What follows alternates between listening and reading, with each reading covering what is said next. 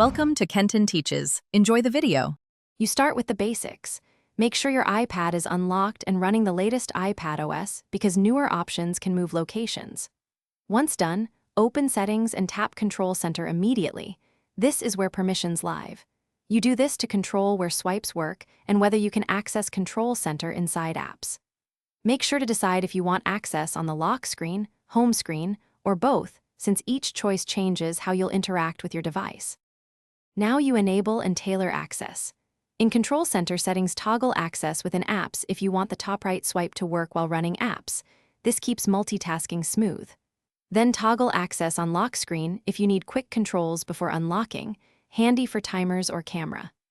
After that, tap Customize Controls to add or remove modules like screen recording, magnifier, or focus. This lets you prioritize the tools you use most, so the Control Center stays fast and uncluttered when you pull it down. Finish by testing. Swipe down from the top right corner on the home screen and then inside an app to confirm settings. If it doesn't appear, make sure you swiped precisely at the corner, then restart your iPad and revisit settings to recheck toggles. If issues persist, update iPad OS because bugs are often fixed in updates. As a last resort, reset settings to clear misconfigurations. This sequence resolves most problems and restores reliable access to your Control Center quickly. Thanks for watching. Please subscribe if this video was helpful.